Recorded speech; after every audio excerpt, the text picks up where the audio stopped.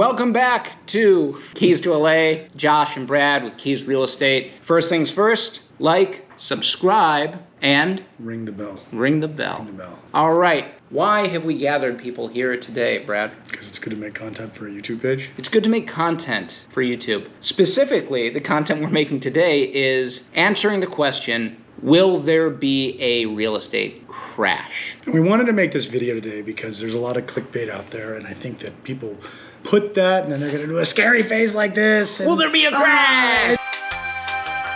And then they don't really give you an answer, and they don't really give you, a proper outline of a diagnosis. Why they believe there is or isn't, and they're non-committal. And I like to think that we're going to give a little history lesson. We're going to give some commitment on an answer, and we're going to leave it to the audience to decide whether or not they believe that we are, in fact, the experts that we think we are. We're going to give data to back up our opinions. They are opinions, but I think they're very well thought out. And I'm a data guy. If their numbers had supported, I'm going to believe it. You're a dada guy. I'm a dada. Yeah, and I'm a data guy. He's about to be a dada. All right, let's do this. Okay. In order to answer this question appropriately, I think we need to step back in time to a little time called the subprime mortgage crisis. Josh was a bartender in New York. I was still in law school. Yeah. Oh no, I was a bartender in Los Angeles. You know where I was a bartender? La Vecchia Cucina, Main Street in Ocean Park. Go take a date there, sit at table 2. I guarantee you time of your life. Josh does not have a financial interest in it. I have no financial interest. Which is the craziest part about this. But I do have an interest in delicious food and wonderful service. So in 2008, there were a lot of things going on that aren't going on right now. Particularly, the subprime mortgage crisis was rearing its ugly head as interest rates were adjusting from their teaser rates, and people who were not qualified to borrow were borrowing insane sums of money, a lot of them on stated income loans. Anyone could get a loan. Anyone could get a loan, and you would get a loan by telling the lender, not showing the lender how much money you made. Right. And the reason why they did this, and this we're going to do the 30,000 foot view of this because this gets complicated, but I love the movie The Big Short. I think it's fantastic. Excellent. Good job, Adam McKay. Good job, Adam McKay. You're pretty good at making movies. There is great explanations of kind of the everything that went on, but the best thing in that movie that I thought was when they went down to the Florida and they went to the strip club and they were talking to the strippers there, and one of the strippers was like, I have 3 or 5 homes. Dancers. Exotic dancers. I have 5 houses and a condo. Hey, there's a bubble. For purposes of this conversation, the underwriting process is totally different than it used to be. Here's a good fact. In Q4 of 2021, there were almost I think it was $1 trillion worth of loan originations. And 67% of those borrowers had credit scores over 760. So what that tells us is the people who are borrowing today are much more financially stable. They're people who should be borrowing. They're people who are going to pay their mortgage. The people we run into today are not only qualified, they're putting a ton of cash down. In the LA market, we get cash offers. We get 50% down offers. We get 60% down offers. We had a person not that long ago do a 80-20 loan where they put 80% down and I got a 20% loan. And the reason I remember that is because they were a pain in the ass to deal with because it was so ridiculous. It's like, you don't need a loan contingency for the $150,000 loan or $200,000 loan you're getting. When you're putting down 80%, you're going to get the loan. Yeah. I'm going to give you the loan because look at all the security I have for the debt you're assuming. Yeah, I'll foreclose on a house all day. All day. But that brings me to my next point. Foreclosures are way down. We've been in a upswinging market since 2011 from a bottom. Started at the bottom. Now we're here. And we're here, and it's crazy up here. Started from the bottom, now we're here. Drizzle. So we've been in an upswinging market since 2011. People have been getting insane interest rates ranging from 2 to 4% for years. They have a low interest debt, fixed low interest debt. They're paying back dollars in this new inflation period that we're having with money they borrowed in 2011, 12, 13, 14, which doesn't mean the same thing when they're making money on 2022 pay scale. People who, like both Brad and I, we purchased properties then that we have now converted into investment properties, and we have renters who are earning 2022 money, but we're paying a 2013 debt from 2013 or 2014. Yeah. So from that standpoint, There's not going to be a lot of inventory. Then you have a bunch of people who have 30-year debt, cheap 30-year debt. They're not going anywhere. You can't just buy a house.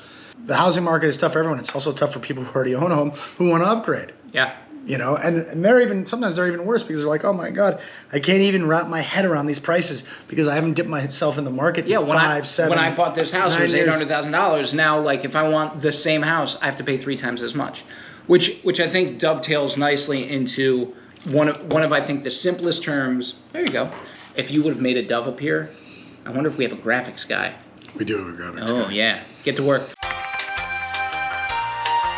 So one of the aspects of the crash conversation that I think is really important and is very easy to digest is simple Econ 101, supply versus demand. These people who are having a hard time upgrading are not selling their homes. There are so many reasons why there is very low supply right now.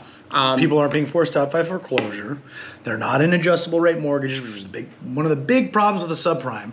It's like, oh man, it was so great when I had 3% interest only, and now shit, it's going to 8. It's 7. I gotta go. It's 7. I gotta go. Then on a side note, adjustable versus fixed. I always advocate for fixed, unless you can afford to pay the loan off at the end of the term. You know you can. Most people can't know that for certain, but if you can, and this is why a lot of wealthy people do, they borrow cheaply. And they know they can pay it off at the end and keep their house. Yeah. The housing supply in Southern California is at 1.6 months. A healthy market is right around 6 months. What that means is, the analogy that I've heard that I really like is, if you have a bathtub with a certain amount of water and there is a trickle coming in and the drain is open, if the spout was turned off, how long until the bathtub is empty? And normally a healthy market is 6 months until the bathtub's empty. If the housing supply turned off today, it would be empty in 1.6 months, which means there are very few homes on the market. If supply isn't being fed by people wanting to sell their homes to, upgrade, people are renting their homes because they're getting people to pay their debt service and have their little rental homes or homes function as their own little bank, which is awesome. It's something that Josh and I do ourselves. Yeah. Where are the homes going to come from? They're not being built fast enough. No. There's a nationwide new construction shortage. Certainly in LA, there's nowhere to build. Infill real estate is a harder thing to do. So, supply and demand. Economics 101. What do you have to say about that? Economics 101 is the biggest thing that I'm telling people when they call and they say, "Hey, we think there's going to be a crash." Or how about, "Hey, I think we're going to wait for this." Oh, we're going to wait. I'm going to wait for the downturn. But I'm not going to wait to pay rent, which has gone up 20% because rent goes up with increased home prices. Oh. I'm not going to wait to not build any equity in the home. I am going to wait to take tax benefits. I am going to wait to take back tax benefits. And I am going to wait to pay higher mortgage rates. To pay higher mortgage rates and not build any equity in anything. And likely higher prices because supply and demand. And this one other thing I just want to say just about renting in general, you're not a master of your own destiny when you don't own your place. And that is something that I think is often lost. And I've had clients tell me, it's like, "Brad, I thought you were full of shit because you just wanted to sell me something." But it turned out you were right. It's crazy. And I mean, this dovetails nicely. A very avian talk today. Yeah, it dovetails nicely into what I was just talking about Josh. Josh was like, "Brad, come do this video." And I was like, "I don't want to, Josh, leave me alone." You can tell Brad's a little sullen right now. The market is so tough. The supply is so tough that it's like the next comp is so much higher because there's the 10 people who missed out on the last house that you're bidding against. And they're like, "I want to move into a house. I'm tired of this. So I'm going to do whatever it takes to buy the next house." And, sometimes your buyers don't want to hear that. Josh and I are about as experienced as it gets. I'm not trying to say that to toot our own horns. We really are. I'd like to tell you that I can get everyone in a contract immediately. It is a fight. Every time. It's a fight every single time. It's a fight every time. And I don't mean a fight with our clients. It's an upward hill climb with the listing agent, with the competition, with everything. And you can do everything right and still lose out because people are tired of the supply issue. It's just like another example. Josh and I like to drive nice cars. I have a Ford Raptor. Just the new Generation 3 Ford Raptor came out. And you know what the Ford dealerships do? They mark them up. And you know why? Because there's not enough of them to go around and people will pay ridiculous sums of money. They pay $20,000 over a sticker for a $75,000 car. It's just basic supply and demand. And in the context of the question we're always asking, is there going to be a crash? How can there be a crash if there's no supply? If there's no supply. In order for there to be a crash, I think interest rates would have to go up significantly and the supply would have to change. The supply will change if rates go up, I'm guessing in the 5.5%, 6%. But I don't know that that changes things, particularly in our hyper-local market of LA, where there's so much cash. It will change things a little bit. The market will slow down a little bit, but good properties in any market sell. And people find a way, and people have cash. So I think you have to have a real, I mean, we have had a real increase in interest rates, but I think we have to have another one. Yeah. And then I think things start to slow down. And then that coupled with people not being able to service their debt, however, whatever flavor that is, whether it's a 30-year fix or an ARM, because of some other something that's happening. Now, we are in the middle of a war with Russia and Ukraine. There are some terrible things going on in the world that could potentially be an issue, but they also could not be. You know, I read a report that Vladimir Putin has cancer and he's sick, and that's I know. Drudge? Yeah, Drudge. Drudge.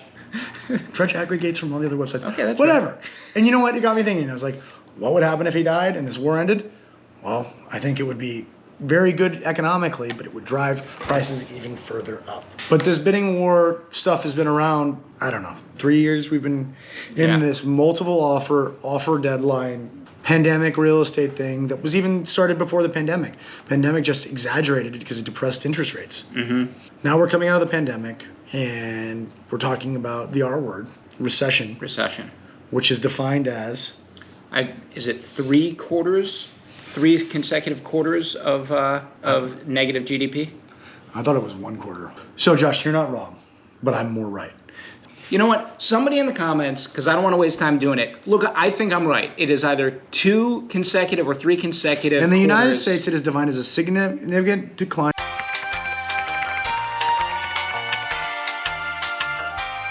Keep us honest, settle the fight, and we'll send you a $6 gift card. Are we going into recession? I don't know. I don't know if we're going into recession. I don't think we're going into worldwide or nationwide housing collapse right now. Could there be in the future? Sure. Putin launches a nuclear bomb. There are these black swan events. It's important to be prepared for them because they do happen. I mean, who could have predicted COVID?